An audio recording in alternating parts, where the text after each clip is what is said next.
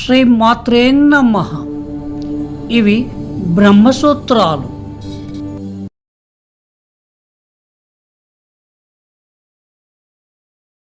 సమన్వయ అధ్యాయం 1, విభాగం 2, సూత్రాలు 32 నుండి 63 వరకు. వివక్షిత గుణోపపతేచ్ఛ 1, 2, 2, 33. అంతేకాకుండా వ్యక్తపరచాలనుకున్న గుణాలు బ్రహ్మంలో సాధ్యమవుతాయి. అందువల్ల ఈ భాగం బ్రహ్మాన్ని సూచిస్తుంది. వివక్షిత గుణోపపతేచ్ఛ. వివక్షత వ్యక్తపరచాలని కోరుకున్న గుణాలు ఉపపత్తే సహేతుక కారణంగా సమర్థనీయత కొరకు చ మరియు అంతేకాక. సూత్రం 1కి మద్దతుగా ఒక వాదన ప్రతిపాదించబడింది మరియు పైన ఉదహరించిన శృతి ద్వారా ఆపాదించబడిన గుణాలు న్యాయబద్ధంగా బ్రహ్మానికి చెందినవి కాబట్టి ఆ భాగం బ్రహ్మాన్ని సూచిస్తుందని అంగీకరించాలి.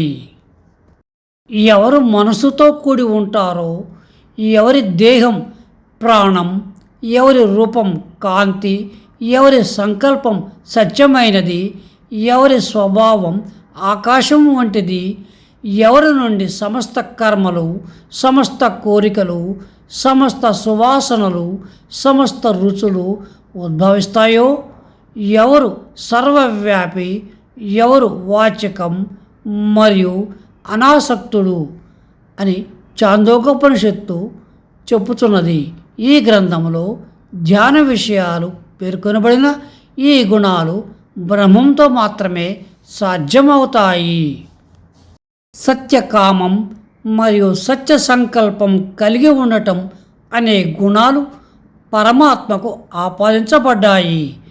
ఈ గుణాలు పాపం మొదలైన వాటి నుండి విముక్తమైన ఆత్మ అనే మరో వాక్యంలో చెప్పబడ్డాయి.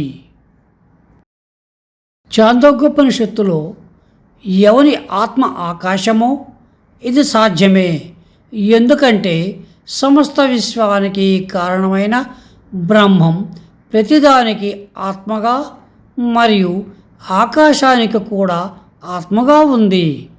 అందువల్ల ఇక్కడ ధ్యాన విషయాలుగా సూచింపబడిన గుణాలు బ్రహ్మం యొక్క స్వభావంతో ఏకీభవిస్తాయి.